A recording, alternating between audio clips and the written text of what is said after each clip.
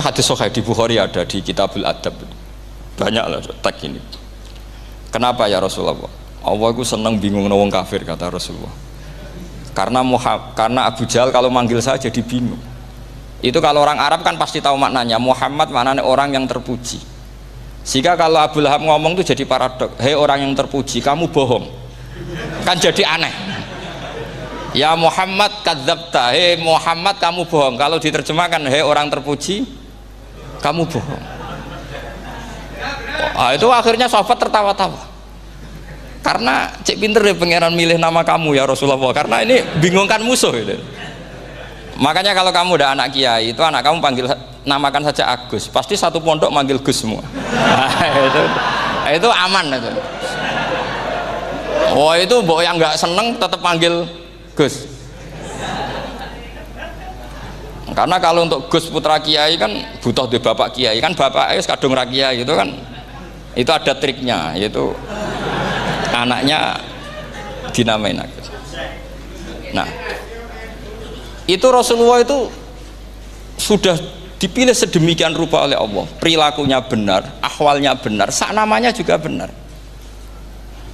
Sehingga ketika Abu Jahal, Abu Lahab tahu bahwa nama Muhammad ini problem, karena ini madah itu memuji. Sehingga mereka kalau mencari Muhammad tuh bilang ainal madmum, mana orang yang tercela. Terus orang-orang Quraisy tidak paham, kamu nyari siapa? Akhirnya mereka bilang ana atlubu Muhammad, dan saya cari Muhammad. Akhirnya bilang Muhammad lagi. Nah, itu Quran juga main di ranah nama, sehingga Abu Jahal itu namanya kan Abul Hakam. Orang Islam dari awal memanggil Abu Jahal, karena kalau sampai kita manggil Abul Hakam kita akan mengalami paradok. Ya Abul Hakam, hei bapak dari semua kebijakan, kamu begini kan kacau. Makanya itu dari sini orang nggak boleh salah apa? Salah nama. Ini penting kalau aturakan, karena kadang menganalisis Quran itu satu bilisanin arabi mubin. Kata Imam Syafi'i, wa innahu latanzilu rabbil alamin nazala bihir rohul amin ala qalbika litakuna minal mudhirin bilisanin arabi mubin. Di antara, kata Imam Syafi'i ini, di antara aturan pokok memahami Quran adalah dia malian bil arabiyah, dia sangat-sangat menguasai bahasa Arab. Itu masyhur dalam dialek Imam Syafi'i ini. Saman kalau ngaji takrib atau Fathul Mu'in, syarat sahnya tayamum lil musafir itu apa? Tolabul ma', mencari apa? Air. Sampai kalau di takrib dicontohkan, kalau di tempat atas nyari ke bawah, kalau ke bawah nyari ke atas. Imam Syafi'i ditanya, kaifa taqulu bi syartit tolab, bagaimana anda berpendapat bahwa tolabul ma' itu wajib untuk menjadi sahnya tayamum? Terus Imam Syafi'i faqara'a falam tajidu ma'an, kamu pergi kemudian falam tajidu ma'an, kamu tidak menemukan air. Terus Imam Syafi'i mengatakan la yuqalu liman lam yatlub lam yajid wa innama yuqalu lam ya'rif, katanya. Orang yang nggak pernah mencari itu tidak bisa dikatakan lam yajid, tidak menemukan. Kalau belum mencari namanya tidak tahu. Padahal Quran bilang kamu pergi kemudian kamu tidak menemukan air. Tidak menemukan itu berarti harus mencari dulu, baru dikatakan lam yajid, tidak menemukan. Kalau tidak pernah mencari namanya tidak tahu. Hanya gitu tok itu jadi ilmu bahwa tolabul ma' itu wajib, karena Allah mengatakan falam tajidu ma'an la yuqalu liman lam yatlub lam yajid wa innama yuqalu lam ya'rif. Orang dikatakan tidak menemukan berarti setelah mencari kemudian kesimpulannya tidak menemukan. Kalau belum mencari namanya apa? Tidak tahu. Nah, dari sini Imam Syafi'i istidlal wajib tolabul ma'. Ini namanya malian bil arabiyah, dia menguasai bahasa Arab. Begitu juga ulama-ulama sufi. Itu ada cerita Bayazid Al-Bustami, itu ada muridnya baca ayat wasiqal ladzina taqaw rabbahum ilal jannati zumara. Orang-orang takwa itu digiring menuju surga. Itu dia nangis. Muridnya kaget, ini guru saya tidak benar, ini ada cerita surga tapi dia malah nangis karena ayatnya itu digiring. Terus kata Abu Yazid, mereka itu di mana saja, masa ke surga aja butuh digiring? Ke surga itu kan nikmat, ngapain butuh digiring? Saya tidak mau, kata dia. Abu Yazid itu gak mau digiring ke surga, itu gak mau. Mereka kan tambah kaget, memangnya mau neraka kan gitu pikirannya itu. Ternyata beliau jawabnya sederhana, saya pas itu sudah dekat sama Allah sehingga tidak perlu digiring. Kemudian saya sudah panitia kiamat pas itu, jadi nggak perlu digiring. Nah ini nanti penting jadi satu aturan ilmu ulumul Quran. Saya di rumah itu istiqomah ngajar Qawaidul Asasiyahnya Said Muhammad yang dulu ditulis abahnya Zubdatul Itqan oleh Said Alawi. Kemudian Zubdatul Itqan itu tentu dari kitab Itqan. Terus Said Alawi dulu ngarang kitab Faidul Khobir, sarahnya Faidul Khobir sama Sayyid Muhsin Al-Musawab, dulu dari Padang tapi hidupnya di Mekah. Saya dulu talaki sama Mbah Mun. Itu ternyata ada ayatnya, innal muttaqina fi jannati wa nahar fi maq'adi sidqin 'inda malikim muqtadir. Sekarang sampean saya tanya, menurut Anda semua orang kena hisab enggak? Enggak, sampean jawab saja. Menurut Anda ketika di mahsyar semua orang kena hisab apa enggak? Pasti kita menjawab iya. Tapi kata Said Muhammad itu keliru.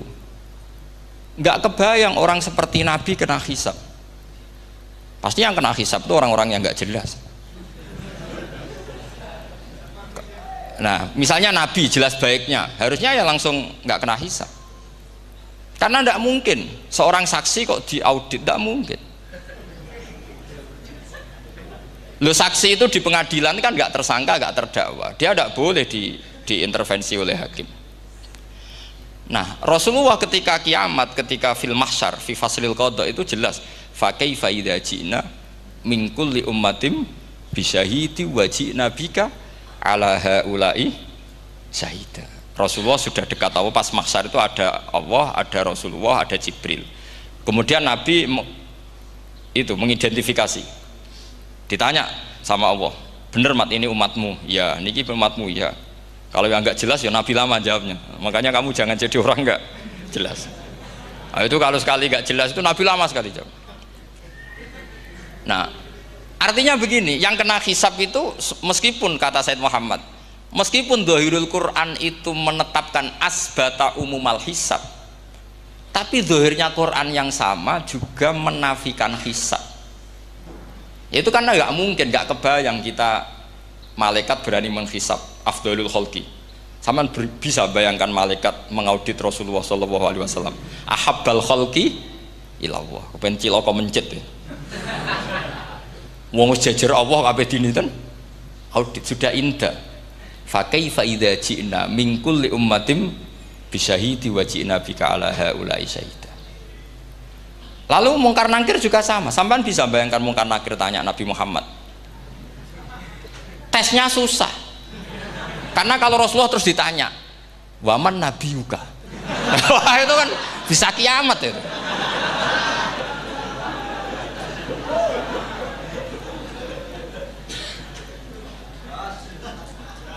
Paham ya?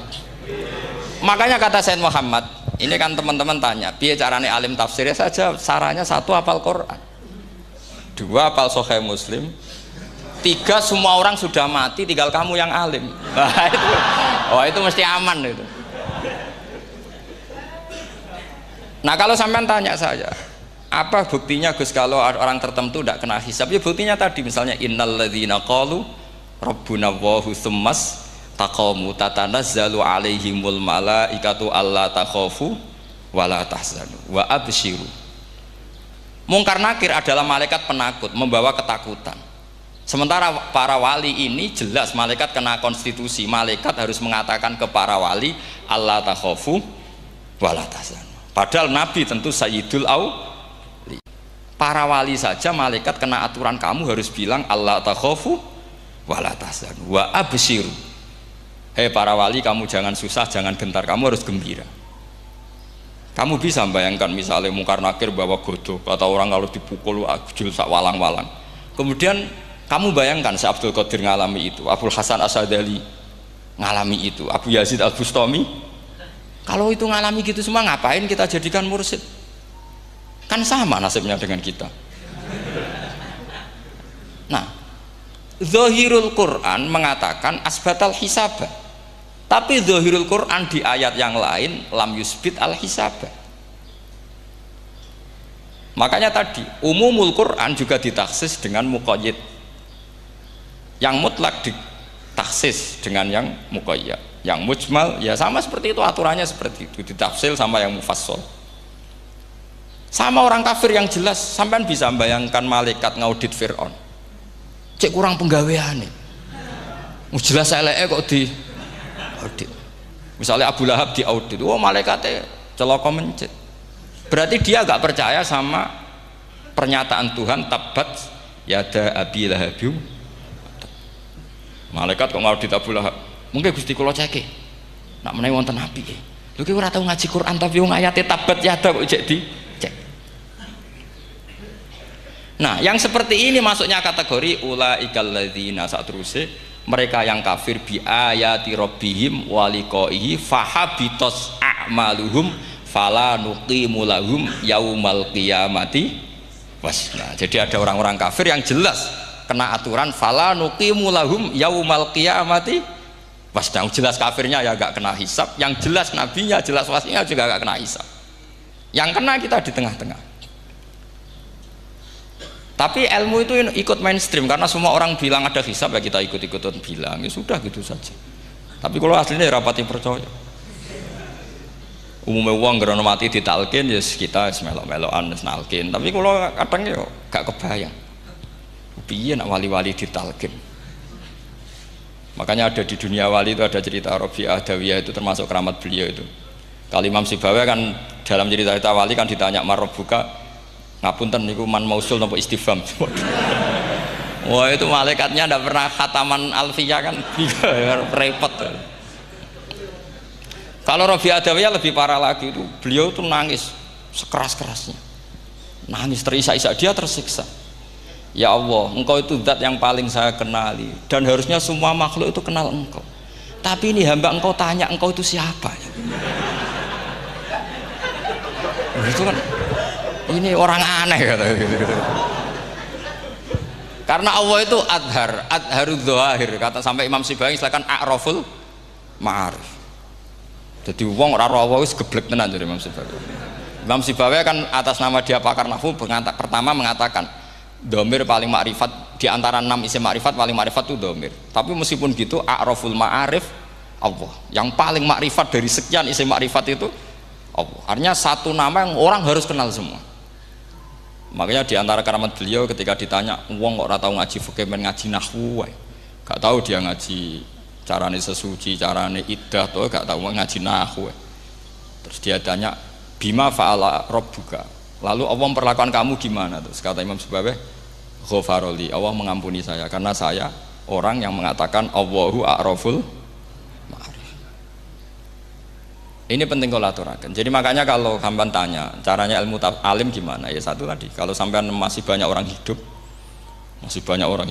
syaratnya kamu harus hafal Quran, hafal hadis, hafal sekian ribu hadis, hafal sekian ulumul Quran. Itu kalau masih banyak orang hidup. Kalau sudah kamu sendiri hidup, ya sudah, pokoknya isokolhu ya salim sendiri kan, nggak ada saingannya ini. Makanya kata Sayyid Muhammad, beliau mengatakan kita meyakini umum al-hisab ya berdasar zahiril Quran, kita menafikan umum al-hisab bahwa hisab hanya yahtassul liqaumin duna qaumin juga berdasar zahiril Quran. Kita percaya semua mayat ditanya mungkar nangkir ya berdasar zahiril ahadis. Kita tidak mengumumkan teks ini juga berdasar zahiril ahadis, karena malaikat mungkar nangkir juga malaikat, berarti dia kena aturan kalau ketemu para wali Allah takhafu wala tahzan. Faham sih kalau maksudnya? Ini penting kalau aturakan. Jadi makanya aspeknya sampean bisa memulai kalau ingin jadi orang alim tafsir, bisa mulai dari yang mudah saja, yang fikih saja. Makanya kata Imam Ghazali, kenapa Mu'tazilah jadi segoblok itu? Karena dia tertipu oleh umumatul Quran, oleh teks-teks umum. Dia tidak tahu mukhasisnya. Padahal setiap ayat umum itu pasti ada mukhasis.